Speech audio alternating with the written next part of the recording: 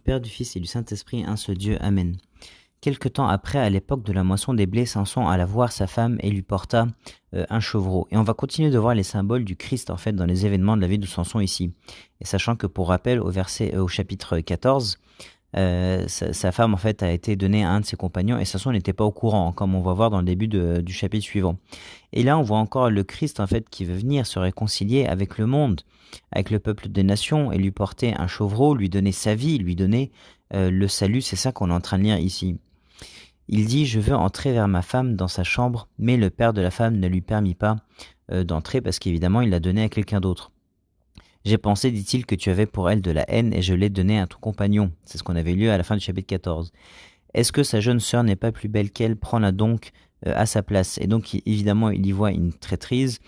Samson il va vouloir se venger. Samson leur dit « Cette fois je ne serai pas coupable envers les Philistins si je leur fais du mal. » Et donc là on voit le plan de Dieu encore une fois. Oui, il utilise les événements pour donner la victoire au peuple d'Israël contre les Philistins qui les ont réduits en fait et qui sont leurs ennemis et qui sont et le peuple d'Israël qui est sous la servitude du peuple des Philistins. Donc tout ça c'est pour le bien du peuple d'Israël que c'est tout ce qui est en train de se passer. Samson s'en alla, il attrapa 300 renards et prit des flambeaux, puis il tourna queue contre queue et mit un flambeau entre deux queues au milieu. Il alluma les flambeaux, lâcha les renards dans les blés des Philistins et embrasa les tas de gerbes, le blé sur pied et jusqu'aux plantations d'oliviers.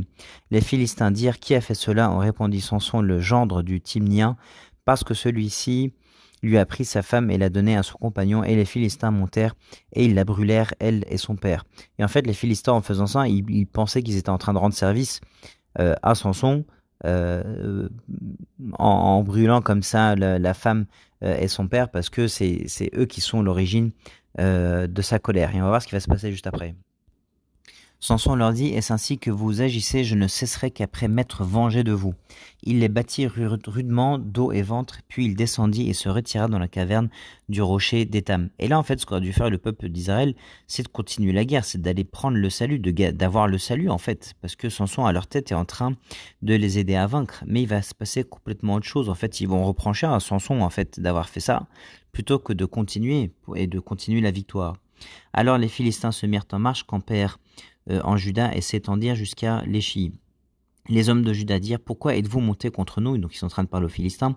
Ils répondirent « Nous sommes montés pour lier Samson afin de les traiter comme il nous a traités. » Et là malheureusement la réaction des hommes de Juda, ça va être d'aller en fait livrer Samson plutôt que de continuer la guerre ou la bataille avec Samson pour gagner. Sur quoi 3000 hommes de Juda descendirent à la caverne du rocher d'Étam et dirent à Samson « Ne sais-tu pas que les Philistins dominent sur nous ? Que nous as-tu donc fait ?» Il leur répondit « Je les ai traités comme ils m'ont traité. » Et là encore, on y voit un événement dans la vie du Christ, où le peuple juif qui refuse le Christ et qui préfère rester dans le péché, plutôt que d'accepter le Christ et de vouloir la victoire avec lui. Ça nous fait penser au grand prêtre qui a dit vers la fin des événements de la vie du Christ sur terre en disant « Il est préférable qu'un seul homme meure en parlant du Christ plutôt que toute la nation meurt. » Donc il préfère rester dans le péché plutôt que de se lier au Christ pour être sauvé. Et donc il préfère livrer le Christ. On préfère ici livrer Samson plutôt que de continuer avec Samson, continuer avec le Christ pour vaincre le péché et avoir la victoire. Ils lui dirent « Nous sommes descendus pour te lier afin de te livrer entre les mains des Philistins. » Samson leur dit « Jurez-moi que vous ne me tuerez pas. » Et là, c'est hyper beau de voir le même symbole en fait du peuple, du peuple juif qui allait livrer le Christ et qui arrive au jardin de Gethsémané pour aller lier le Christ. C'est exactement pareil. Ils lui répondirent « Non, nous voulons seulement te lier, te livrer entre leurs mains, mais nous ne te ferons pas mourir. » Et ça, c'est le peuple juif qui livre le Christ à Pilate, aux Romains, au peuple des nations, pour que ces Romains fassent tuer le Christ. Exactement la même chose ici. Et ils le lièrent avec deux cordes neuves et le firent sortir du rocher, ou le Christ qui sort du jardin de Gethsémané et qui est livré aux Romains. Lorsqu'il arriva à l'écher, les Philistins poussaient à décrire sa rencontre. Alors l'Esprit de l'Éternel le saisit. C'est encore une fois ici le secret de sa force. Les cordes qu'il avait au bras devinrent comme du lin brûlé par le feu. et ses liens tombèrent de ses mains. Il trouva une mâchoire d'âne fraîche, il étendit sa main pour la prendre, et il en tua 1000 hommes. Et encore une fois, il prend un cadavre, quelque chose d'impur, et avec la mort, il tue la mort, en fait, le Christ, et c'est avec cette mâchoire d'âne qu'il arrive à vaincre ici Samson. C'est exactement pareil, le Christ qui tue la mort. Et Samson dit avec une mâchoire d'âne, un monceau par la mort vainquit la mort. C'est la référence ici, hein, le Christ par la mort, il a vaincu la mort avec une mâchoire d'âne, qui est un cadavre, quelque chose qui est impur, qui est la mort elle-même. Un monceau, 2 monceaux avec une mâchoire d'âne, j'ai tué 1000 hommes. Et ça, c'est un chiffre qui peut paraître extravagant, mais c'est pour dire que Samson a tué évidemment énormément de monde. Quand il eut achevé de parler, il jeta de sa main la mâchoire, et on appela ce lieu Ramath Léchi. Quand il eut achevé de parler, ça fait référence évidemment à la parole de Dieu, et c'est comme ça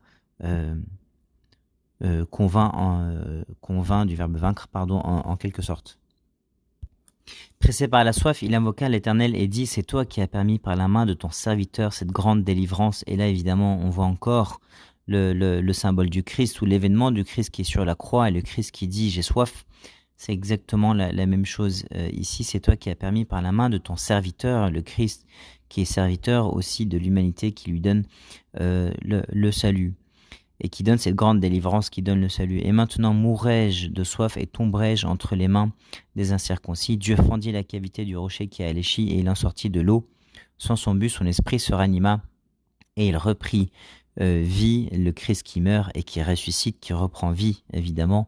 C'est de là qu'on a appelé cette source en Akoré. Elle existe encore aujourd'hui à Léchi, et on dit que cette source existe encore de nos jours, en fait, et qu'elle donne de l'eau, où c'est le Christ, hein, qui est cette eau vive, évidemment, qui ne tarit jamais. Samson fut juge en Israël au temps des Philistins pendant 20 ans, et gloire à Dieu éternellement. Amen.